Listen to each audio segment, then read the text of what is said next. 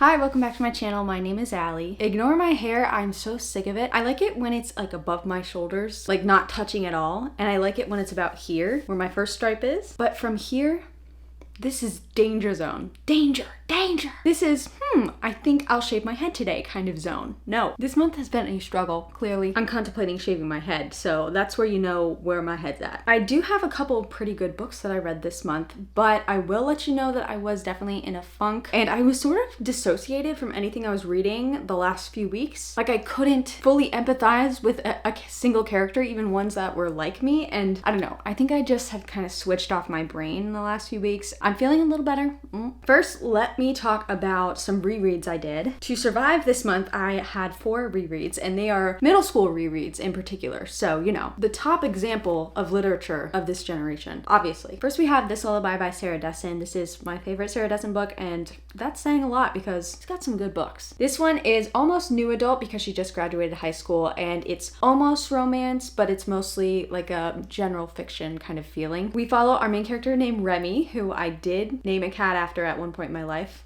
She has just graduated high school. It's the summer before college. It's following her with her friends, hanging out. In particular, our girl Remy is a serial dater. She dates guys like it's a fashion trend or something. Like every semester pretty much she gets a new boyfriend and she dumps him as soon as he like has bad breath or breathes funny in her direction. I love to see it. This is all about her conquering her fears of, I guess, intimacy. That sounded weird. I mean, she is very jaded because her mom has been married like 5 times. She's very much the adult in her family. She has all these rules for dating, and during this summer, she ends up going out with this boy who goes against every one of her rules. He's a musician, he's really goofy, he's the sunshine to her grumpy, and I think it was the first instance of that in the 7th grade that I had ever read, and I just ate it up. I just really love Sarah Dessen's writing. She has such a great way of flowing things together, including like past memories without going into like a dual timeline situation. She doesn't rely on a lot of dialogue. There's a lot of inner work going on in here. I'm trying to think on an objective level. Like, is this a good book? I can't really tell you that because I read it 3 times a year, every year since I was 12. So you do the math. 2 a year since I was 12. You do the math. I think it is written well because again, Sarah Dessen, what a queen. I will say though, the romance part, it kind of happened pretty quick, but then again, this isn't really a romance story. It's more a story about Remy figuring her own shit out. So I'm not gonna fault it. I would never. 5 stars, baby. I'm not rating any of these rereads, mostly because like, I can't do that. I can't 1-star these bitches and then 5-star this bitch. No, but she is a 5-star. Don't tell the others. Okay, then let's talk private. This is sort of an amalgamation of, oh my God, that was a good use of that word. A lot of things that we saw in the 2006 era. We have like a boarding school, we have popular kids, we got rich kids, but we also have a little mystery. It's as if Gossip Girl and Pretty Little Liars were joined together and then they also went to boarding school. This story centers around our main girl named Reed. I do have opinions about her, but I don't know if I'll get into that. She is from a small town and she goes to this very prestigious boarding school where there's rich kids everywhere and she's like the only scholarship student.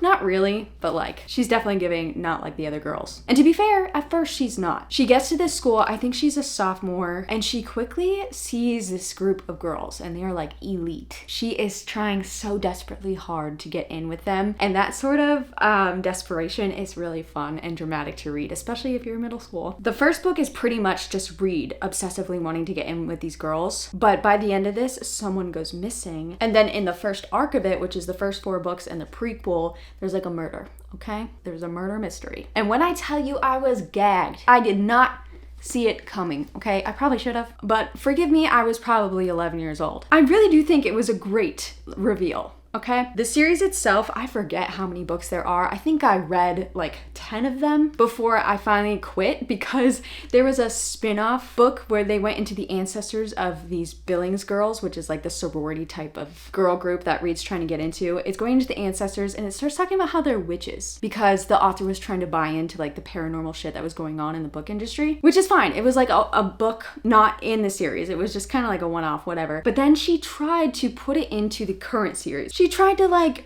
bring witchcraft into this, and usually I'm all for that. But if you have like 9 books where it's completely contemporary and then you try to bring in magical elements, it's gonna piss me off. I don't even know if she fully did that. I think I DNF'd that book, and it might have been the last one published, and like, I get it. If for some reason you do want to check this out, just make sure to put your 2007 hat on, because even though I think there are mystery points in here and a mystery reveal that like, oh, really shooketh me, the book isn't really following a mystery. It's mostly our girl trying to be popular and failing. JK. She gets popular, but I really don't like her. And I think it is sort of purposeful, her unlikability, because characters call her out. And honestly, I love it. Then we have Pretty Little Liars. I don't even really need to explain this because it was an eponymous television show. I love that show for their clothes and their clothes alone. I watched that show for 7 years to take screenshots on my computer every single episode of what they wore, and I put it on my Pinterest. I lived for the outfits, and honestly, that's what a lot of my TV viewing, especially in a teen drama, is based on. It's probably why I like Euphoria so much. The show and the book series are very different, except for this first book. This is basically the pilot episode of the show. The show is much more mystery. It's based around a group of 4 girls whose best friend, Allison, which is my name, my full name, I hate that name, she has gone missing the year before. They're like sophomores in high school now, and they start getting targeted by an anonymous cyberbully named A. The book is very much focused on the very, very messy plot of this mystery. There's red herrings every fucking episode. There's clues. It's a mystery if I ever saw one, even though it's, you know, not very well done. Again, I watched it for the fashion and the iconic elements. Hello, sister. This book is not a mystery. This is just a book about 4 rich girls and their rich ass lives. I do think it's interesting. It's almost satirical, the writing in this series, because all of these characters suck ass. They're all unlikable. Even if they have heartwarming things that happen to them, they fuck up a lot, okay? They fuck up an awful lot, and they're not very sorry. And it's so funny. Something I do like in the show versus the book is that in the show, they become friends. They're very close friends. In the books, they hardly interact with each other. They're very separated point of views, and they're very guarded around each other in particular. I find that interesting, but also it's less fun. I will say that even though there's less mystery in here, the mystery reveals at the end of every arc. Pretty much every 4 books has a different like villain. I think they eat so much harder than the TV show. Like mastermind stuff. Sarah Shepard knew what she was doing. I started listening to the audiobook of the second one, and I can't do it, okay? The first one is enough to give me the nostalgia without putting me through the random filler drama that these girls put themselves through. Also, their parents suck. And, might I add, you know how problematic the shit in the show was, like Arya dating her teacher? Ezra does get arrested in here, which is nice to see. Some of the older dude, younger girl shit that happens, even though it's definitely crusty, like it's explained to be crusty in here, it's even crustier. Because in the show, like Allison was hooking up with practically high school graduates while she was 14, which is disgusting enough. But in the books, she was 12. It's disgusting. And then we have Gossip Girl, a classic, another show I watched for the fashion alone. The book is very different because this is a satire. This is a satire, and if you think about it any other way, it's gonna make you want to throw up. Again, this is pretty much the first episode of season 1 of the show. It's following the same characters. Chuck is a piece of shit, and I'm pretty sure he's a piece of shit for the rest of the series. I think I read the whole series except for the one where they came back after college. I don't think I ever read that one. Interestingly enough, I do enjoy Serena's character in the books more than Blair, because Leighton Meester in the show, she just brings a certain something, okay? She stole the show. She did. In the books, she is so desperate that it's painful. Serena is just as annoyingly privileged, but she has a certain effortless quality about her, which is so funny because it's probably Blair's least favorite thing about her, and it's so annoying to Blair. But I really like her character. Some differences in here that I think you might find fun. Vanessa, she goes to school with Blair and Serena, and she has a shaved head. Serena's brother Eric is actually older than her, and he's away at Brown University. Blair actually has a younger brother. Also, Rufus Humphrey, I don't think he's a musician. I'm pretty sure he's like a beat poet. Let's talk about the books I DNF'd very quickly. I'm taking like way too long to talk about these books. Those have been in my mind for like 18 years, so you gotta give me that. First of all, I DNF'd Painted Scars. I picked this up because I am in the need of a mafia romance. Last year, it completely took over my March. I think I read like 19 mafia romances back to back to back. And the thing is, I think I read all the good ones. And that's saying something. So I was really looking for more. This one had pretty good reviews. And you know what? It wasn't bad. It wasn't bad. And I might finish it because it's only 200 something pages, which is crazy for a Kindle Unlimited romance. Those are usually like 500 pages these days. So I DNF'd at 52%. And basically this is a marriage of convenience. We have a mafia boss who has been injured in an accident recently, and he is having to get around in a wheelchair, and he has some shitty ass people underneath him who are like questioning his toughness now that he's in a wheelchair. And so of course this means he has to marry someone. Our main girl, her father stole like millions of dollars from the mafia. Like, what was he thinking? I don't know. And so instead of killing him and his family, the mafia boss, aka our love interest, decides to blackmail him into letting him marry his daughter. So they get married and they have to live together because everyone, including like all of his cronies, need to think that he's madly in love because somehow that makes him more of a leader. I love how fun and silly and pointless and nonsensical that is. I also liked how quickly they became friends. It was giving radiance. That's saying a lot, but I just liked how it wasn't like enemies to lovers. This was going in such a great direction, just like a homey, very chill mafia romance. And then they hooked up so quickly. I really, like, this could have been so good. The tension could have been built for so much longer. And you know what? Now that I'm realizing that it is way shorter than I thought it was, maybe it was a better timing, but I think the buildup for this could have been great. There could have been so many scenes where like, they could have, I don't know.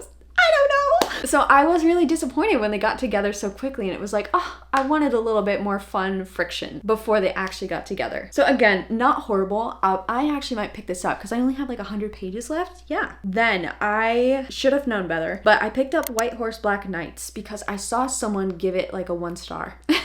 And the reasons they were saying it was 1 star made me go, that might be for me. I think the person gave this 1 star because they said it was too sexual, which of course I was like, oh, challenge accepted. I actually thought the buildup for this was phenomenal. So this is a little weird of a synopsis, okay? But just hold on. This story is surrounding a girl, completely forget everyone's names, I'm so sorry. She is the daughter of some like high lord, whatever. She's a human, but there are characters in this series that are god kiss, so they have different powers that are blessed to them by the gods. This is also sort of mythological, the way that their religion works. So our main character is god kissed, and she has a cool magical ability where she can communicate with animals, and that was actually one of my favorite parts. The goofy thing is that her father has sold her to some prince, because of course. And this is sort of in historical times, but in a fantasy world. And the prince has decided to kind of humiliate the father. He is having his new bride, our main character, ride naked,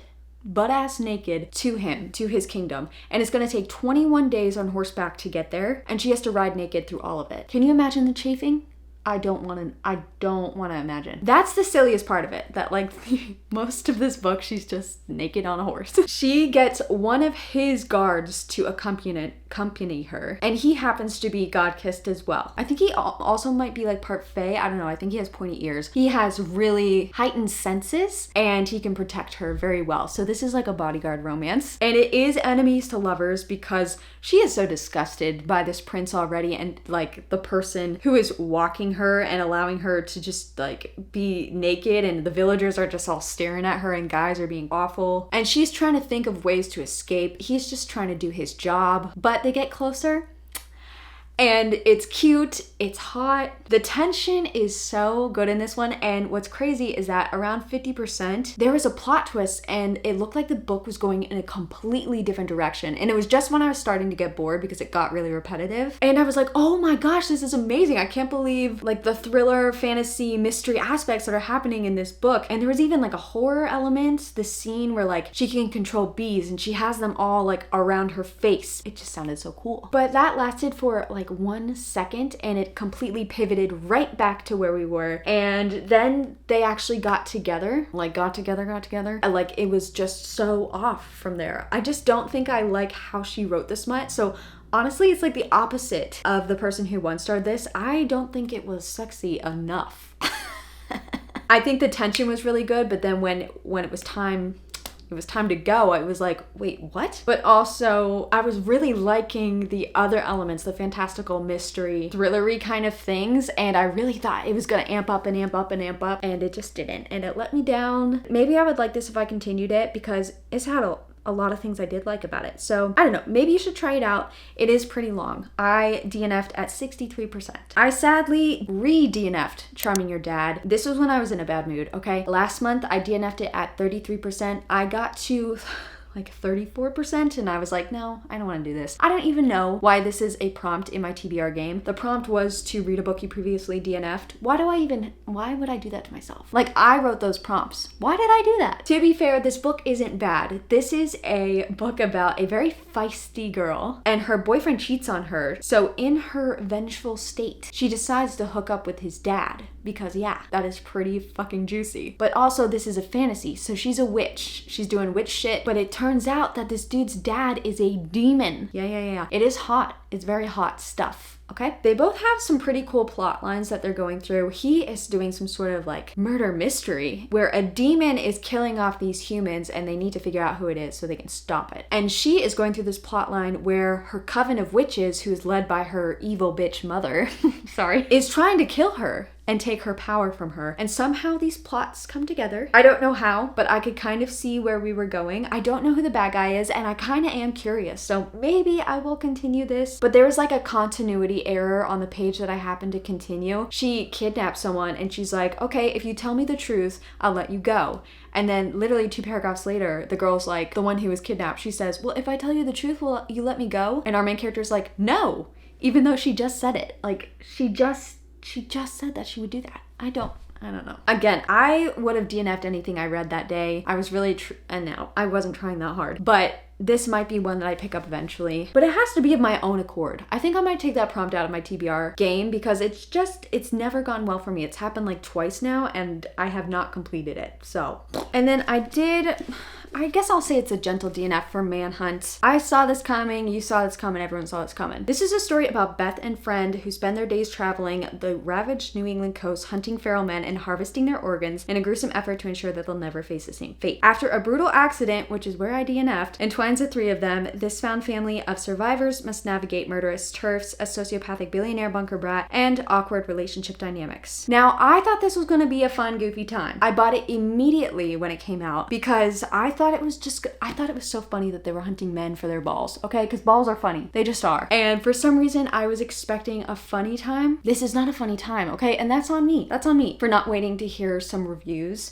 because quickly, people who both loved and thought this was fine, also people who hated it obviously, quickly came out and said that this was very violent in a sexual way, there was rape in it, and immediately I was like, oh, I don't want to read that.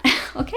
That's why I haven't read it since I bought it. And yeah, there was a R-word scene and I don't want to read it. But interestingly enough, the thing that has me wanting to DNF it instead of just setting it aside is that it's very action-y, and that's not my type of book. There's also no real plot, it's just these people surviving, and I'm not big on a survival story. So I just don't think this book is for me. But yeah, definitely if you like action-y stuff, there's lots of shooting. The feral men, oh my gosh, that is actually scary. Can you imagine a feral human being coming at you with like drool? Oh, that's like actually frightening. Humans are big. I don't know if you knew that. I think though that an apocalyptic story I'm gonna vibe with more is a very chill one, which sounds like it doesn't exist, but that's why I got Severance by Ling Ma, which is like categorized as fiction. It's not horror, science fiction. It's like so chill that it's fiction. I also really liked And Then I Woke Up, which first of all was very short, and even though there were action-y things in here, we were being told about it after the fact in a chill environment, and somehow that made it more chill and I was able to enjoy it. Whereas this, it's very much like in the moment, lots of things happening constantly, no real plot except for everything is trying to kill us,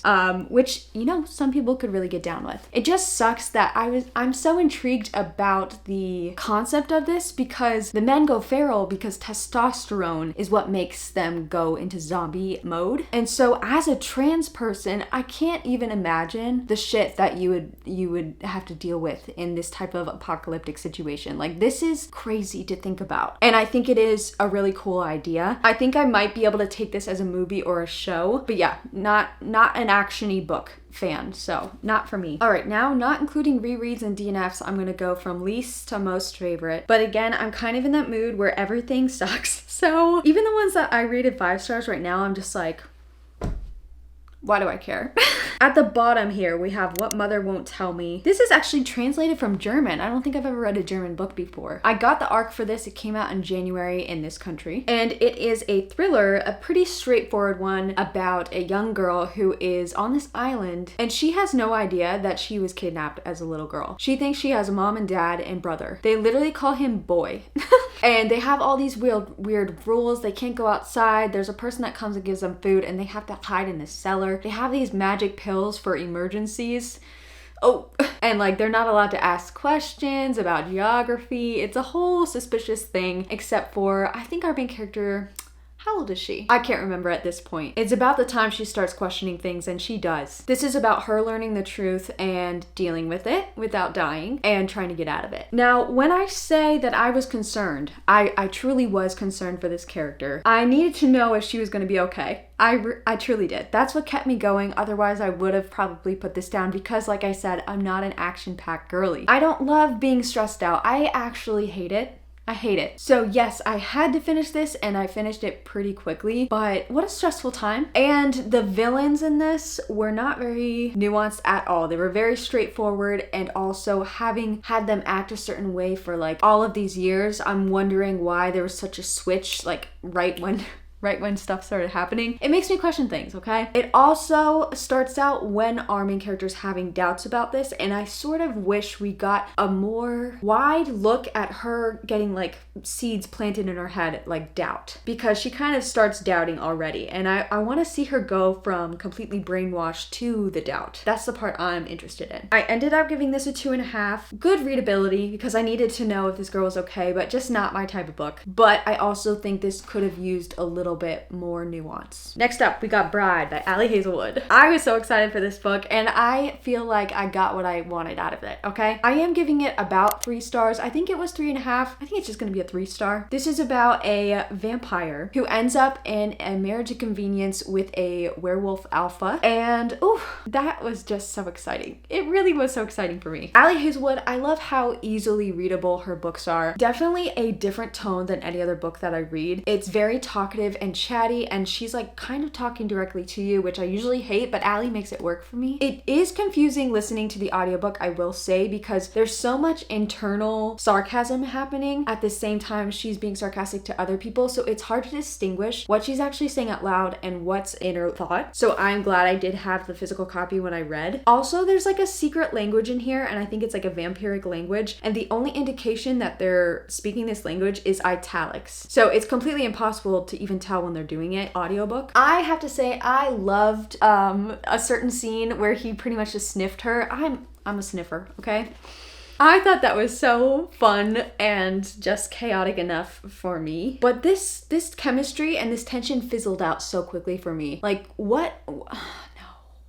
I didn't like the third act conflict. I thought it was kind of dumb. There was a mystery behind this. The only reason that she accepts going into this marriage is because her friend has gone missing and she is trying to investigate what's happened. So there is like a mystery going on. I don't like it when Ali tries to get thrillery or mysterious. What? Why can't I talk? I just want a romance, okay? I think though mostly it was just this chemistry that kind of really fell flat for me. Also, like I said, the thrillery stuff mixed with the romance stuff, I don't think Ali does a great job of mixing the two together. It's very much romance scene, thriller scene, romance scene, mystery scene. Like, it's not very well flowing together. And I know it's possible because I've read like 100 mafia romances. I do like how light Ali Hazelwood books are. They're really fun and readable. I don't think this couple is going to be memorable, but I feel like this is going to be a series and I can't wait to read more. I love Ali. I don't mean myself.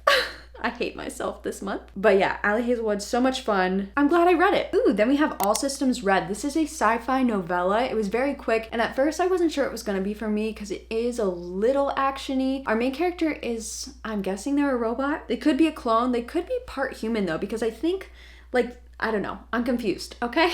They are on this mission with a bunch of humans. They're in a dangerous space with lots of threats. So that part was really boring for me. I'm not a fan. But I just liked this robot. This robot is so cute. They watch like romances. I don't know. I'm thinking it's like Love Island, something like that, reality television in their free time, and they start having emotional thoughts. They're not just robotic. They're not taking direct orders without thinking about what they think. And it gets a little bit more into that. It's a very short book, but I would love to continue this because I think it's going to be an episodic series just with this romance at the forefront. And I can't wait to grow closer to this robot. I kind of forget the robot's name or if they had a name, and I feel really bad about that. I feel like episodic stuff in novellas is where it's at because I kind of want to see this robot interact with all sorts of different people and things and places. I'm excited for this little journey we're on. I did give this 3.5. It didn't quite like check every box in my but it has a potential for characterly. I cannot speak for shit today. This has potential to be such a great character that it's not going to matter what's going on in each of the stories. Then I read Cultish, which has been on my TBR since 2022. I am so glad I read this, and I wish I had read it sooner. It is very entertaining, especially for a nonfiction. I listened to the audiobook, which I thought was going to be a struggle because a lot of nonfiction, I need to see certain words or I need to be able to flip back for reference. This was very easily digestible. It's talking all about cults from like Soul Cycle to Scientology. We talk about MLMs. I'm saying I mean the book. Also some famous cults in history. A couple of them I never heard of. We learned about like what drink the Kool-Aid means. I had no idea. Oh my God. Some of the characteristics that go into cult leaders and cult mentality, but more so, and in particular, specifically, we're talking about the language of cults and how language is what makes a cult. And I thought that was so fascinating. This author, I think, studies linguistics. They're a language scholar. And I just loved how she wrote about language in here. And it was so fascinating to me. But also it was entertaining. I do think there are a couple spots where she really focuses on one thing, where she doesn't focus that much energy on other things. And so it feels a little clunky and not like evenly spread, but I don't care. I had a fun time with a nonfiction book. Oh my God, look at me growing. I'm giving this 4 stars. This author is coming out with a new book called The Age of Magical Thinking. I think that's what it's called. I have an ARC for it, but I might wait for the audiobook because if it was as enjoyable as this, I'm gonna love it. Then we have Annihilation, which is, I don't know what to rate this now. I'm so completely removed from it and dissociated from it that it's going everywhere from a 3 to a 4.5. And so it's probably gonna sit at a 4 because I can't make up my mind. Also, Meredith, thanks for buying it for me. Also, look how pretty that is. This is another one that I listened to the audiobook and I thought for sure I'd have to switch over to the physical copy because this is sci-fi and it's a very sci-fi for me. They're in a isolated area that is called Area X where weird shit is happening and the people that go in either disappear or they come back with cancer. And so there's a lot of like biology talk, lots of anthropology, and the people that are going in, like our main character, she is a part of a group of women who are like scientists, psychologists, all sort of different scientists, and they go into this Area X and they're going to document their findings in journals and I don't know, come back alive hopefully. So I was worried about how sciencey this was gonna be, but it was, my brain was able to handle it. Okay, wow. I'm so happy. And I have to say the audiobook was amazing. It was so chill and I loved it. I did see this movie when it first came out because I love Natalie Portman and I really liked it. It was kind of actiony. This was not actiony at all. This was chill as fuck. This is what I'm talking about, like an apocalyptic setting or something crazy that's happening. It's told in a chill way. This is journal entry actually. So you're already kind of removed from the action, but also just the way it's written is so just blasé and I love it. I have something in my eye. Hold on. I loved the imagery. I loved the interactions our main character had with the other scientists, ladies. I liked the insight into her marital life. That shit, I'm a sucker for the drama, okay? And so I was surprised by none of that, and I wonder if that actually added to my pleasure in reading this. It was that much more chill because I knew exactly what was gonna happen, and my battery's dying. I'm sorry, hold on. Okay, I just charged this thing for an hour and a half and it's still not finished, so let's make this quick. I don't even know what I was saying about this. It's 4 stars, maybe 4.5. I do know it's a part of a series. I don't know that I'll be continuing. This was just like a perfect one-off. I will say though that there was a scene in the movie that happened at the end that I was really expecting, and like that was the best part of the movie that I really wanted to explore more in a book, and it wasn't in this book. So maybe it's in the sequel. I don't know. Maybe I'll have to finish or at least continue the series. We'll see. Then we have 50 Beasts to Break Your Heart by Jenna Rose Nethercott. This is a collection, I'll just put the cover here, of short stories. These are fantastical and horror. They're very folky. Some of them are very like, I don't know, not folky though. Like the first story I think is about these teen girls and they are a collective. They are witchy and evil and they're trying to kill their classmate. And it just it just feels very contemporary, but in a fun way. But then like the last story, which, oh my God, is heartbreaking, about this girl who's half human, half goat, and she's friends with a vampire. It's very folky and old-timey feeling. I think these all were so fun in a fantastical way, and the fantasy elements were so casually strewn about this. Like there's this story where a girl is moved in with her boyfriend in a house, and you just think it's a story possibly of him being crusty, and then like halfway through the story she just casually mentions that, oh yeah, women tend to turn into houses. And I thought it was a metaphor. I mean, clearly it's a metaphor, but I thought the character was talking superfluously. Did I use that word right? She was speaking literally. Women turn into houses when they give too much to their partners, and it was just a fascinating time. But all the stories were like that fantastically. They were just kind of there. There's a story about this girl. It wasn't from her point of view. It's from her younger brother's point of view. But the girl just drowns all the time. She finds herself in situations where she's drowning almost every day, and her family has to constantly give her CPR. And it sounds funny, and it kind of is funny, but it's dark. It's a little sad. At one point, she's just outside, and like her mouth is just open, just swallowing rain. Choking, drowning. Some of the stories I really struggled through. They were not my favorite. I was just so zoned out. Again, I don't know if it was my mood. I will say that I liked the stories that I read physically versus audibly. I did have the audiobook for this. And there's just something about this type of humor and writing that I really get a lot out of with my eyeballs. Plus, there is a cast of characters in the audiobook. Like each story has a different narrator. And I know some people love that, but some of the narrators were trying to get their Oscars, okay? They were acting. But these weren't like dramatic stories. They were kind of point blank and dry humor. And I think like the voice in my head, one of them, was narrating each of the stories very like blankly with dry humor. And a few of the narrators, like even when things weren't being dramatic, they were like, as she turned around. And it's more like she turned around. You know what I mean? I don't know if you know what I mean. So yeah, I can't tell if some of the stories were just boring or the narration wasn't working for me or I was just in a really shitty mood. This took me 15 days to finish because I was in such a shitty mood. But the thing is, those few stories that I really gravitated toward and got so much out of, they were so potently my kind of thing that even though like half of the stories weren't my thing, that this isn't a 3-star, this is a 4-star with some 5-star stories in it. I really like this author's writing. I do have Thistlefoot and I'm more excited to read it, but look how big this is. Obviously, this is a very talented author and writer, very poetic, but also funny, also heartbreaking. That's such a good combo. So yeah, that was fun, but also torturous in the best way.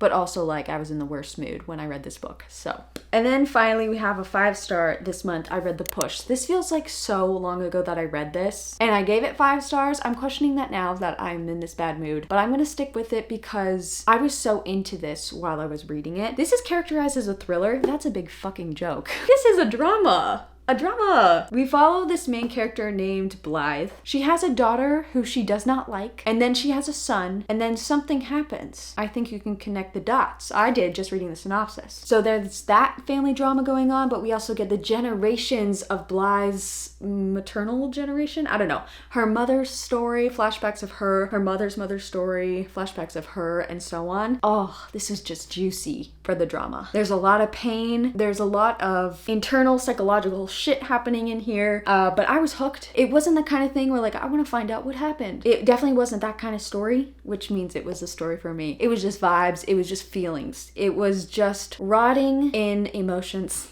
I'm being dramatic now because I'm tired of filming this video. But I was so into this book as I was reading it. And you know what? As I'm talking about it, I remember I'm getting that feeling back of how much I liked it. Also, LOL, I love how it took me so long to figure out why this was called The Push when it's like pretty damn obvious once you read a little bit of it. Okay, I think that's it. I'm really hoping, not even that the books are better in March, I'm hoping my mood is better. I am feeling much, much better today. Thank God. It's like the first day I've had energy in about 3 weeks and it feels fucking fantastic. Anyway, thank you so much for putting up with me and this chaos and not putting up a video last week. Thanks for sticking around. I love having this. It makes my life it makes me have something to look forward to, so thank you. That was deep and embarrassing, so I'm gonna go. Goodbye.